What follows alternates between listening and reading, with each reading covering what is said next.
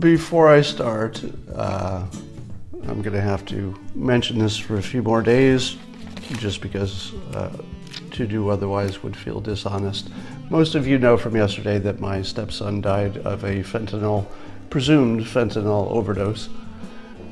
We know he had fentanyl in him.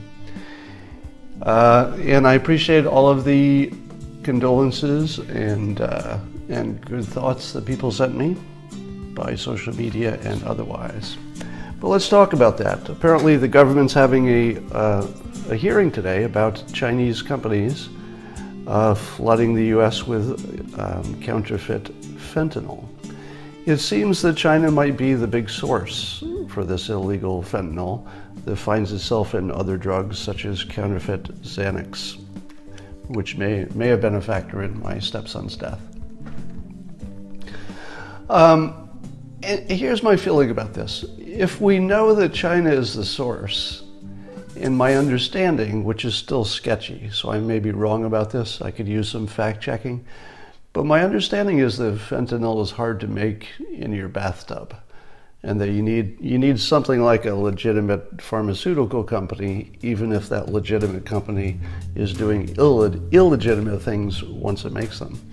So it seems to me that if we know China's the source, we might already know which pharmaceutical companies specifically are the source.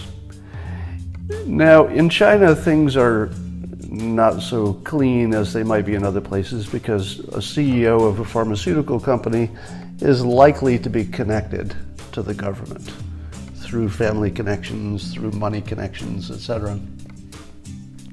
So it might not be as easy as calling them out and asking for China to do something, because it might be complicated. But we know that there's one thing China doesn't like, which is shame. And so I'll be sending China a whole bunch of shame, and they can do what they like with that. My suggestion is that they identify the perpetrators within their country and execute them. Certainly execution is not too big a penalty for somebody who might be responsible for up to 30,000 deaths in the United States every year. 30,000 deaths in the United States every year. What do you do to somebody who does that? Execution. I think almost anybody would agree. Any country. You know, you could, if somebody kills 30,000 people, even in a country that doesn't have the death penalty, you're still going to kill that guy, one way or the other. So if China doesn't want to get its house in order and help solve this problem for us, and I realize there's demand in this country, etc., but I don't really care about that right now. Right now, I care that China stops the problem. If they don't, things are going to get worse for China. I personally would not be in favor of giving them any kind of a trade deal until they fix this. You know, there are a couple things that China is doing that they should just be shamed for until it stops. China doesn't like to lose face, and let me tell you, China, you certainly lost a lot of face. I have to say that until this week, I actually respected China, but I've lost all respect now. I've lost all respect for the Chinese leadership because of their inability to control this continuous flow of death to the United States and other places, I assume, through this fentanyl. Now, we don't know all the facts, so it's a little premature. It might not be that China's government even knows what to do or who's doing it, but we should find that out. Apparently, the United States government is confident enough to state it as a fact. And if our government is stating it as a fact, you can't be 100% sure that's true, but I'm sure enough that now China needs to answer for it, one way or the other. So you're going to hear about this probably every day from me for a while. If China doesn't do something about the fentanyl problem, I favor our government solving it for them. And by solving it for them, I mean extra legal execution of Chinese citizens. So let me say that as clearly as possible. I'm favoring, if the Chinese government can't handle their own problem, and the problem seems to be that pharmaceutical companies are creating this fake fentanyl and shipping it to the United States. Now, that's not 100% confirmed in my opinion, but assuming that that can be confirmed and that China's government is unwilling to deal with it, I would favor extra legal execution of the people that if we can confirm that there's a CEO or executives that are behind it. Because keep in mind, we're talking about 30,000 deaths in the United States that is somewhat directly attributable to this flow of fentanyl, illegal fentanyl, from China. So execution is absolutely an appropriate solution if China won't do it first. So they can determine how much shame they're willing to take. Right now, I have no respect for China. Their government has lost all respect, and it's not coming back anytime soon. All right, and if the governments are unwilling to take care of that, I would request that our government, once it's reached a degree of certainty about who the problem is in China, I would like to see the names of those people. I'd like to see a picture and a photograph of the Chinese executives that we're specifically blaming for this, because they need to be on the front page of every newspaper, every website. Consider this: if a mass killer killed 100 people, what would the media do? They would put the face and the name of that killer for just 100 people. If somebody killed 100 people, their name and their face, Stephen Paddock, for example, would be famous all over the world. There are apparently, allegedly, not confirmed, but I think we're heading toward confirming it, some Chinese executives who may be killing 30,000 Americans a year and know it and are completely aware of it. I want their names and I want their faces, and I want any Google search that involves these people, and if they're executives, they're probably somewhat high visibility.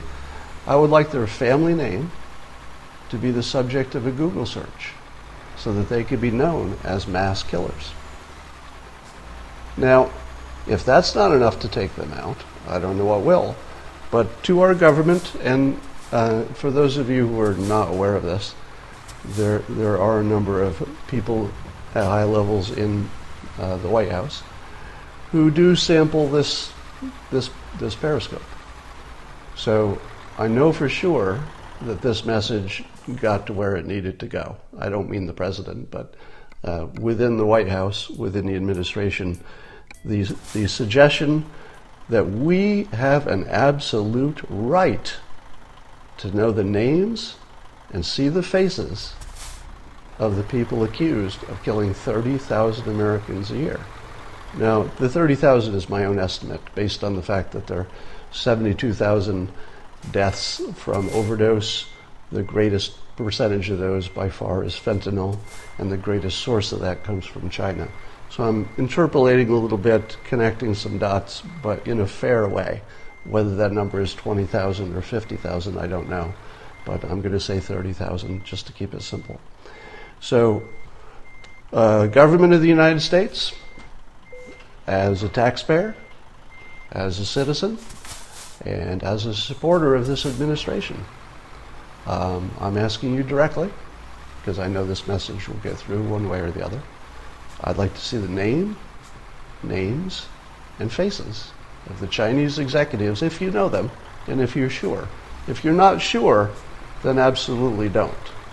But if we reach a level of certainty, I deserve to know the name and the face of who killed my stepson, if you can do it.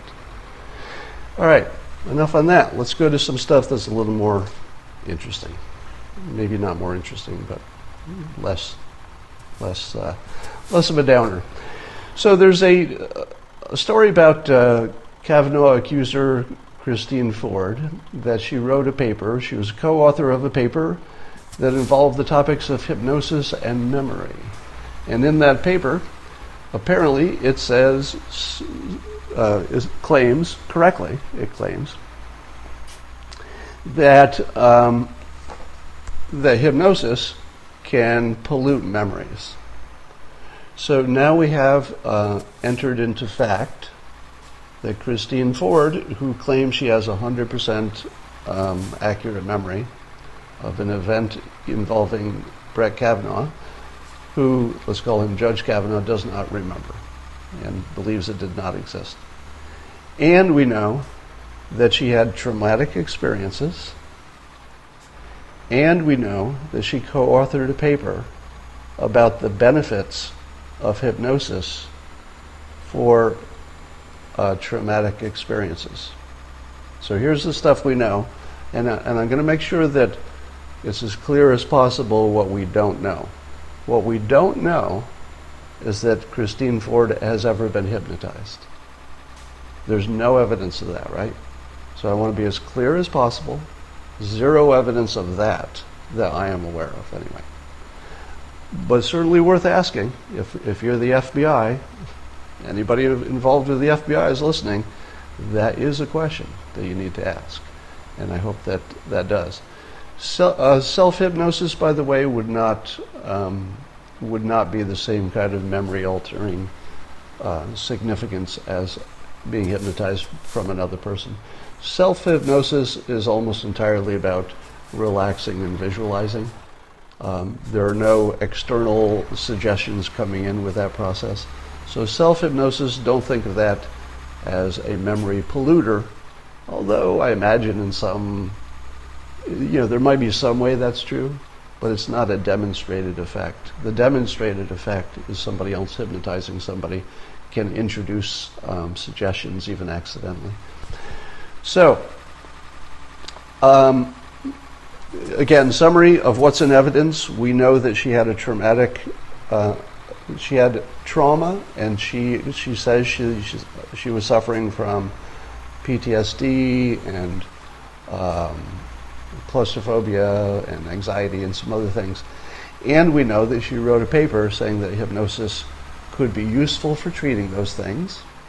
And we know that she understands, because she co-wrote the paper, that hypnosis can pollute memories. So we have no evidence that she was ever hypnotized, so we can't take that and say, therefore, X. That's sort of a stranded knowledge. It doesn't really connect to the case unless she was hypnotized. So the FBI should absolutely ask that question, but without that information, it would not be fair to us to speculate that she did, because it's not in the record. All we know is that she had an extraordinarily high incentive to be hypnotized. She had access to people who could do it, and she understood that it would benefit her. That's all we know. We don't know she actually did it. Now, you may be wondering, can people forget things under hypnosis? So somebody asked me online, can you hypnotize somebody to forget something? And my answer is, I've never seen it happen. In movies, people forget that they've been hypnotized. I didn't know I was hypnotized. I thought I was just doing my thing. But in reality, although I've heard of it happening, I've never witnessed it in any hypnosis experience that I've either administered or observed or heard of directly. So I can't confirm that, but I also can't deny it either. It would be rare, in my opinion, for somebody to have hypnosis-induced amnesia. It would not be rare to have hypnosis-induced memory changes. That's actually common. And if you don't understand that it's common, then you don't understand the context of this situation. I think it's time to pause for the simultaneous sip. I've given you all enough time to grab your beverage, your cup, your chalice, your mug, fill it with your favorite beverage, and join me, please.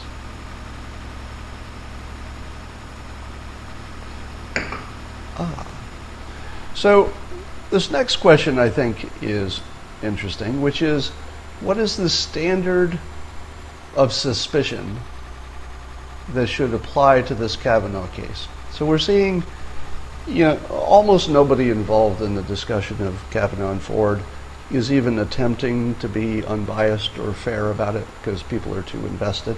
I'm positive that effect, influences me as well, but I'll at least make an attempt to be as fair as possible. Those people saying that the legal standard for guilt has not been demonstrated for Kavanaugh and therefore he should be fined, that's ridiculous, right? Because it's not a legal situation.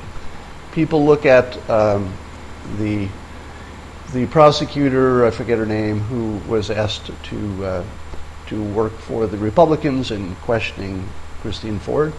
She did a write-up after the fact. Now remember, she was just a hired gun, so she did a write-up after the fact. And to fill out the context, she said that if this were a legal case, it would not rise to the level that you would pursue it. There's not enough there. And she also said that you wouldn't even pursue it if it was a civil case, which has a lower standard of evidence. A criminal case has to be guilty beyond reasonable doubt.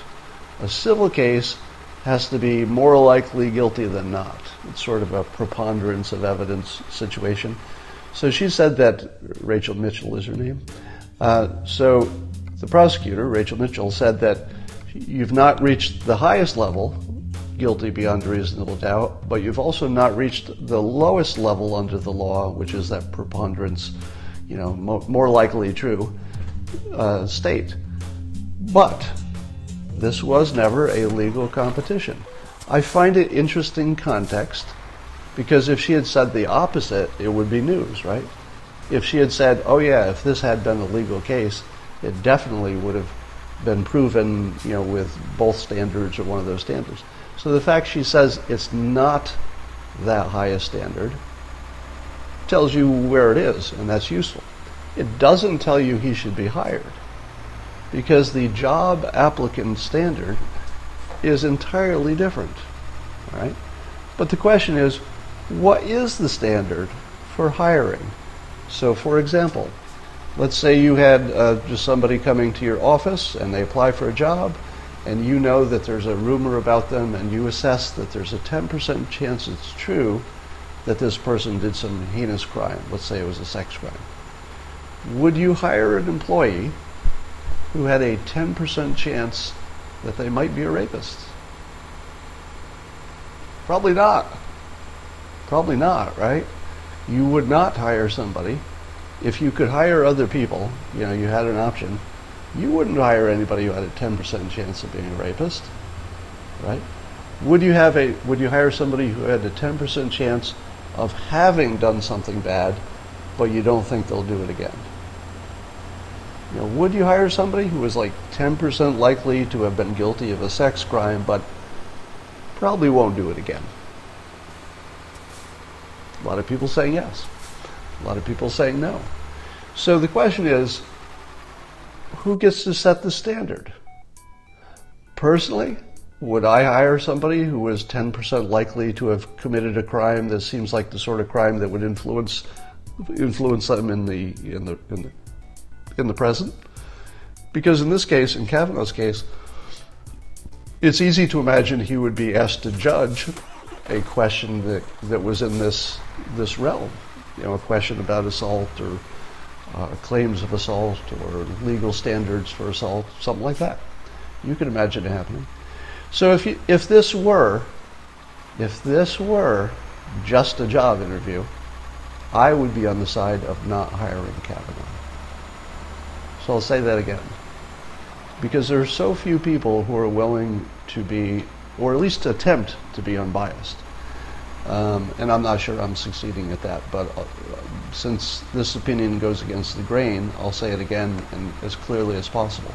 If this were a normal job interview, I would say that the odds of Kavanaugh having some issues are, maybe 10%. If I thought they were 10%, I'd say, no, let's look at somebody else. 10% is too high. Why would we take a chance? If you have other qualified judges, why would you take a chance on 10%? But this is not normal. This is not a normal job interview. This is a situation in which there are big themes being tested. There are big themes about what kind of civilization we want to be. So it's a job interview, but on top of that are far bigger issues. And the far bigger issues are, can we change politics in this way permanently? Will everybody be judged on what they did as a minor? Will everyone be judged whether they had some drinks in the past, whether they drank too much in the past? Will we be parsing the difference between blackout drunk and drinking and then going to sleep at night because people go to sleep at night? Will we accept as a standard that let's say people are using the word corroborated in two different ways to prove their point? You've noticed this, right? The people who want Kavanaugh to get appointed, they say there's no corroboration because they're using it in more a technical sense, as in another direct witness or physical evidence. The people who are saying it is corroborated are using the word in a whole different standard, which is there any other information that would lead you to believe this could be true? That's far from corroboration in a legal sense, but it's not a legal case. It's sort of a job interview with larger themes on top. So let me break this down for you. Given that there are the larger themes about how do we want to judge people in general, how do we want to run politics, how do we want to treat each other, what level of suspicion is good enough to derail somebody, when something is naked politics, how much do we give it weight and how much do we dismiss it because it's so nakedly political? And here's what it comes down to, and I've heard nobody say this. What you're going to hear me say, I think, will be the most objective thing you've heard on this topic, and it should make you mad that you haven't heard it from now. The decision on Kavanaugh comes down to this. Would you accept a 10% chance that he did the deed? Would you accept that if you knew it was true, but you also had to accept that you've permanently destroyed a key tenet of civilization, which is, innocent until proven guilty? Now, as other people have said who are smarter than me, it's not a legal case, so we don't have the technical legal requirement of innocent until proven guilty. That's not a thing for this situation. But it is also generally accepted that we would act that way by analogy, somebody said, for other situations. In other words, when you're hiring somebody, if they're accused of something and there is no proof, that it would be good social process to act like you don't know anything because you don't. Your suspicions should not be enough to derail somebody's life. So here's the thing. I don't know what percentage likelihood of Kavanaugh having done the deed you want to put on that, but would you accept a candidate with, I'll just say 10% as a, just for my example, would you accept a candidate who had a 10% chance of having groped somebody while drunken at 17 years old, and then lived what seems to be an exemplary life since then? Would you accept that situation, that risk, and that problem to retain a key tenet, probably several key tenets, of civilization? The glue that holds us all together. That innocent until we really know you're guilty thing, whether it's a legal context or just the way you treat people, is essentially the underpinning of, let's just say, everything we care about. Pretty much everything we care about comes down to that. Why do if you're a black man and you come in for a job, let's say I'm hiring, you're a black man, you come in for a job. If I say to myself, well, there's nothing to make me suspect this particular applicant has any problem, but there are other black people who have committed crimes. So if I have some suspicion in this scenario, you imagine that I've got racial biases. If I suspect there's a 1% chance that because this person is black and I know that the crime rate of black people is higher than other groups, can I say, you know, in a normal situation, there's no evidence about this candidate. This candidate has an exemplary record. But I still have this suspicion. I'm worried that there's something there. The Kavanaugh case gives you permission to not hire that person if you couldn't get away with it legally. The Kavanaugh situation says you don't need to know somebody's guilty. You just have to be worried about it. Is that enough? The glue of civilization will fall apart if we can destroy a man because there might be a problem. There might be. Don't know. How about destroying somebody for trivial lies? In the case of Kavanaugh, he's accused of being a liar about the amount he drank in high school, which probably would extend to college. And he's accused of lying about the meaning of some words in his high school yearbook. Let's say he did lie. Let's say he did. About unimportant things that happened when he was a teenager. Should that be disqualifying? Let's say it's a job interview at your company. Guy comes in for a job interview and you say, you know, I want to really know about your character before I hire you for this job. Have you ever had alcohol? And the applicant says, yeah, I've had alcohol. I am a social drinker. Ah, you're a social drinker. Did you ever drink enough to be considered drunk? And the candidate says, yeah, I mean, I've had a few too many, a few times. Is that it? You know, it was when I was 17. Is that it? Is the interview done? What if then you say, okay, but have you ever been so drunk you couldn't remember what you did? What does the job applicant say to that? Have you ever been so drunk that you didn't remember what you did? First of all, stupid question. Because everybody who's been pretty drunk has memory lapses. It's pretty much 100% certain that somebody who is drinking has some memory lapses. What does that job applicant do? Well, they probably lie, right? It's like, no, I've never been that drunk that I couldn't remember what I did. So if the person says that, do you just say, get out of my office? Because there's a very high chance that you're lying to me right now. I don't know for sure, but if you're telling me that you like to drink, you drank until you were drunk, you had drinks in high school, and you're telling me now that you can be sure you don't remember, you can be sure you remember everything when you were 17 and drunk, get out of my office. You were declined for the job. That is insane. So let's be clear about what we're dealing with here. We're dealing with taking an X% chance that somebody did something when they were 17 that would be heinous if it was true. Maybe a 10% chance. But we also know that none of that has happened as he has become the person that he is now. So if it happened, 17-year-old Kavanaugh is very much a different entity than adult Kavanaugh. Do you accept that in return for unraveling one of the key threads that keeps civilization together? My prediction is no way in hell. My prediction is that however long it takes, civilization will not give up a primary,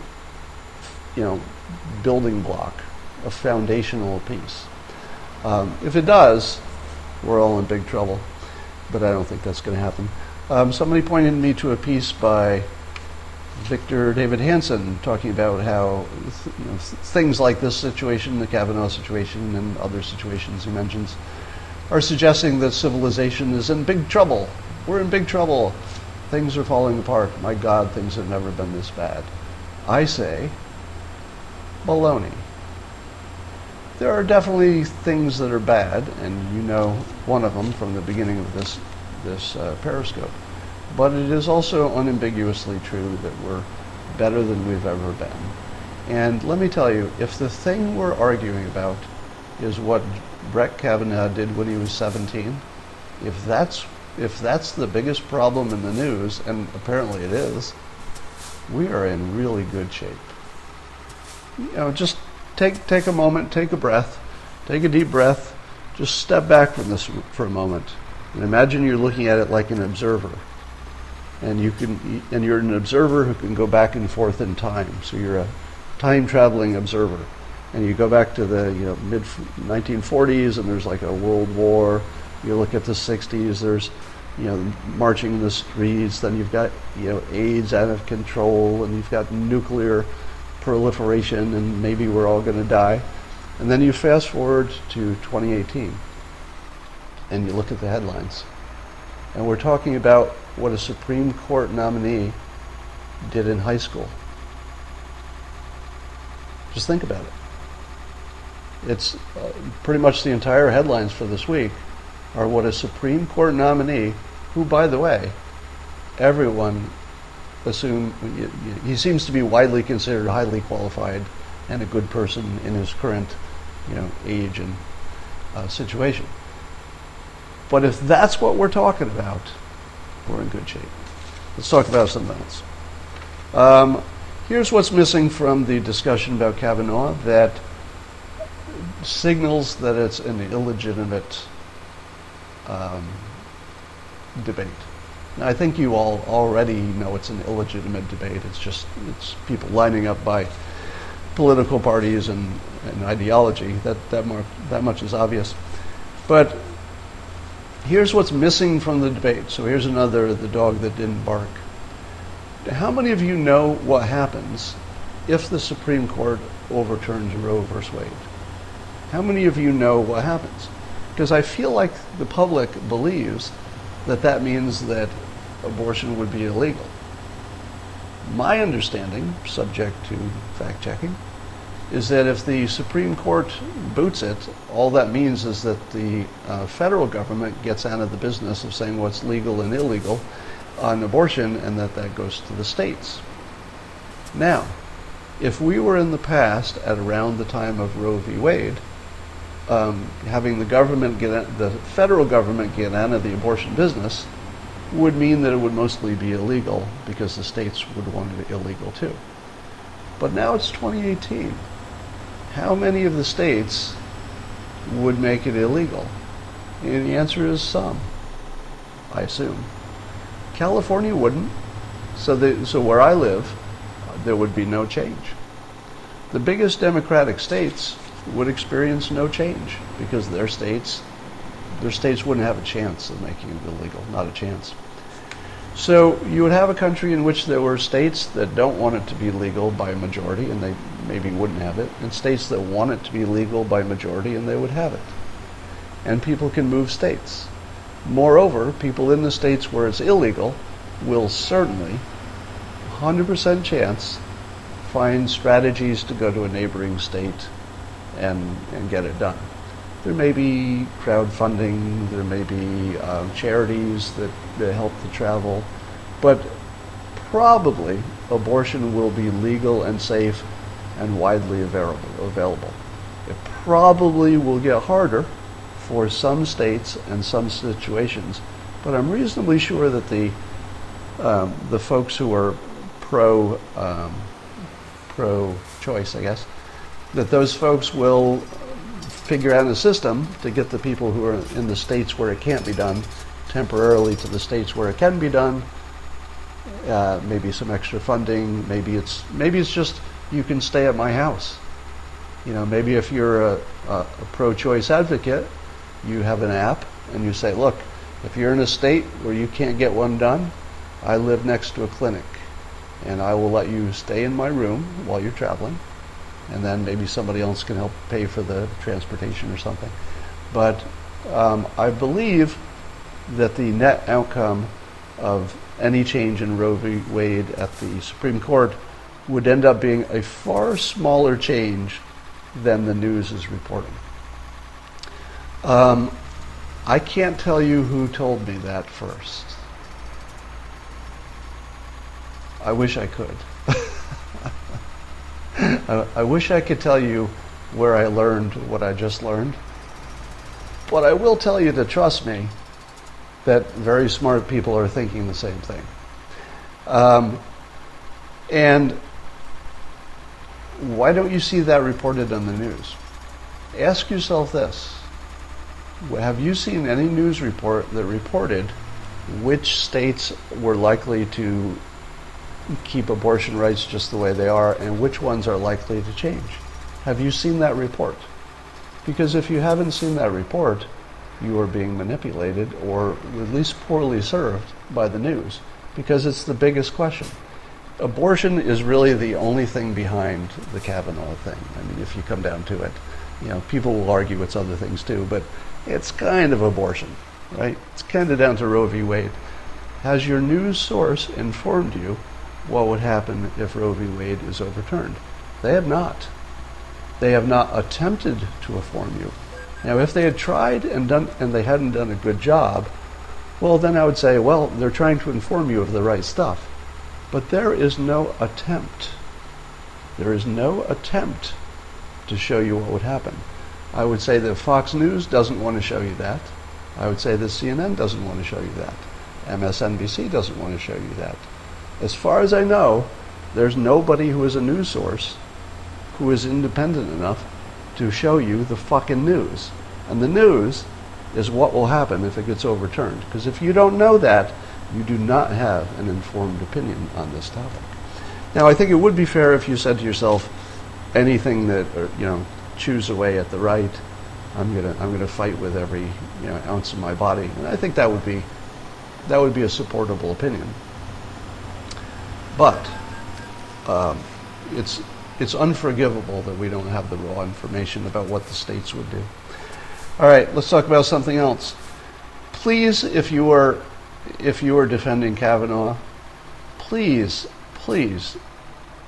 dear God, stop saying that when people say they don't have a memory of something that they're confirming it didn't happen.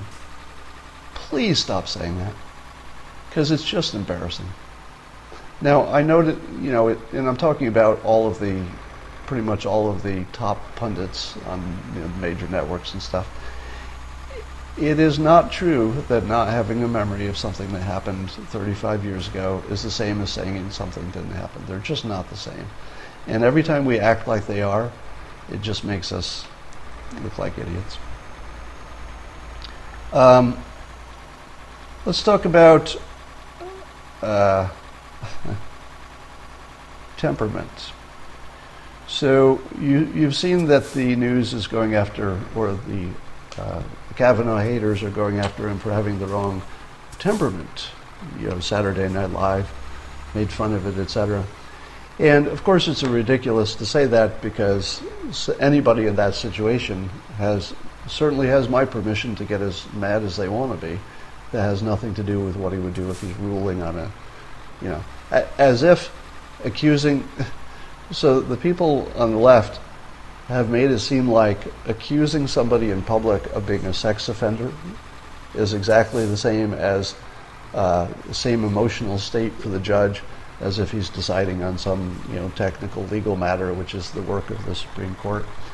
I don't think there's any chance that Kavanaugh has a temperament that doesn't work as a judge. Why do I say that?